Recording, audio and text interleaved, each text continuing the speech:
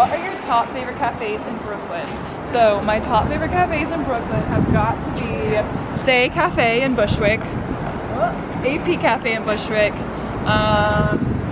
Freehold in Williamsburg, and then Toby's Estates in Williamsburg. We have quite a few. Favorite childhood cartoon, depending on age range, if we're going like preschool, I have to say Preschool's big fan. So what are you watching on Netflix? I am currently watching a show called Maniac with Emma Stone and Jonah Hill. It is so good. I think like the design and like the lighting and the use of color in it is seriously so stunning. I'm such a fan. Okay, someone asked, how do you balance such a busy life with YouTube? And that is a great question. I feel like people don't always realize with YouTubers how incredibly time consuming this job is. Like I probably am working like 10 hours a day, often like 6 days a week, and I absolutely love it. And this is not me complaining, but it's me trying to like explain the reality, because I feel like some people are like, easiest job ever, and it's like the dream job, and I'm so blessed and literally so thankful every day, but it is a ton of work. So the way I stay on top of it is I am an avid list maker. So I bullet journal every single day. I make lists every single day of what I need to do. I'm always keeping with my calendar. I think organization is key, and time management is absolutely key. This person asked, do you struggle sometimes with society judging about the path of life you chose? And yes, I do. Honestly, I do quite a bit. I don't struggle necessarily with having not chosen the 9 to 5, like that kind of life, but I definitely struggle with kind of all the stereotypes that comes with being a YouTuber, someone that does social media full time. I've always derived my sense of worth to a certain extent from my like intelligence or like my good grades or whatever it is. Like I liked being known for that. So having a job that is seen as kind of like, you know, it doesn't require a lot of like intellect is definitely difficult. And I definitely do struggle with kind of being put into that stereotype of like someone that does like social media work full time, because there is definitely a lot of stigma that comes around that, as I'm sure you might know. And I think a huge goal of mine is to kind of find ways to still talk about things I'm passionate about and do things I'm passionate about for the greater good than just for myself. So hopefully that makes sense. Yeah. Okay. What is your favorite part of New York?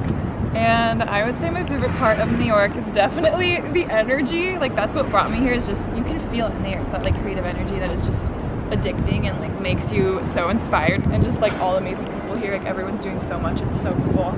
I love it. That's what brought me here. And then hardest adjustment you had to make living in New York City? Not having a car is literally such a pain in the butt. And not having laundry, like having to go to a laundromat. Those are the hardest, besides obviously missing like my friends and my family, but not having a car. I miss my little Honda CR-V. If you could live in any decade time period, which would you choose? So for me, it would be the 70s, because I'm a sucker for like the style and the music and just the overall like fashion and like the color schemes you see. But mine is all like the social justice happening, and like, you know, the sexism and the racism and all of that. So if you could take that out, 70s. If someone asked, if you weren't doing YouTube, what would you be doing job-wise? And I actually had to answer this earlier today for like a interview question of sorts. Okay, sorry, that was hectic to answer there. Basically being like a documentary maker and kind of capturing the lives and the stories and the culture of artisans in developing countries, and showcasing like the fashion that they create and kind of how it fuels their economy and changes their lives, which, you know, maybe I'll do that too. I'll do on YouTube. We'll see. What's something you like to do the old-fashioned way? I would say dating. When do you de-stress? And so I try to de-stress at night, like before going to bed, and I distress a lot by running. But to be honest, I've been stressed so much of the time recently, just because of like my schedule is so jam-packed and I have so much going on that I'm trying to balance it out. But honestly, I haven't found the best methods yet to like de-stress my life, so I'll get back to you on that. So what are some events in your life that made you who you are? And I would say a big one for me was moving to Paris when I was 18. Like really shaped me and transformed me, because it was such a difficult time, but at the same time was amazing, and I grew and learned so much from it, of just having like move on my own to a country and be independent at such a young age. So I'd say that was a lot. Also, I moved a lot as a kid, just like throughout elementary school. I was always moving, changing schools, so I feel like that made me super adaptable and kind of used to change. And then college was a super developmental time in my life.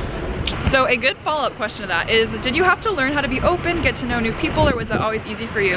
And no, that was definitely not always easy for me. I'm definitely naturally an introvert, and so it came with a lot of practice. When I moved to Paris on my own when I was 18, it was like a really hard time because I didn't really have any way to meet anybody, and so that's kind of when I learned to push myself out there to meet new people. So it definitely did not come naturally, but I forced myself to do it, and I learned. First concert we ever went to? So the first concert I ever went to was technically Young the Giant. I guess actually, technically, I went to a Justin Bieber concert when I was in 8th grade because it was free. Like, it was free in my mall. This was like before he was famous. Like, nobody was there. So Justin Bieber, but then my first like actual concert I paid for was Young the Giant. Which places would you like to go next? I actually have a trip planned in a week and a half. I'm going to Qatar. Well, not technically going to Qatar. I'm doing a layover in Qatar. Going to Oman. How many countries do you want to visit, and which ones would you like to visit? How many countries? How many countries have you visited, and which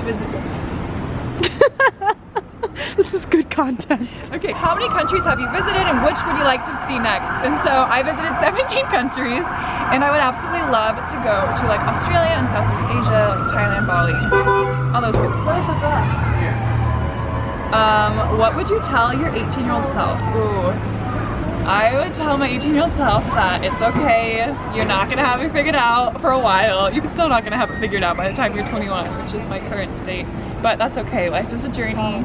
See as much as you can, do as much as you can, and live life to the fullest, because you're only young once, and that's cliche as hell, but it's true. Okay, when do you feel truly alive? And I would say I feel most alive when I am out in nature, like those moments, if you've ever felt it, you know what I mean. When you're driving through a forest at golden hour with like windows down, the light is coming in through the trees, you're like with your friends in the car after like a road trip or a camping trip, there's good music playing. Those moments are some of my favorite part of spooky season. I love this. I'm such a sucker for fall and Halloween. So I would say my favorite part of this time of year is obviously like getting to actually wear a sweater. Like, you don't get to do this in California, but I also love like creepy music. Like for Halloween, I have a whole playlist called Goosebumps if you want to check it out. It'll be linked below. And just like getting in the Halloween spirit, I think is so fun. So the last question is, how do you manage to stay positive and open-minded? And I would say for myself, I managed to do that by surrounding myself with genuine people that are like uplifting and they're caring, people that empower me. And another huge thing is to just like take a step back when I can and put my life in perspective and kind of recognize what I have in my life as it is and how I'm privileged, and just like taking time to be thankful for the things that are good in my life, because there's definitely so many.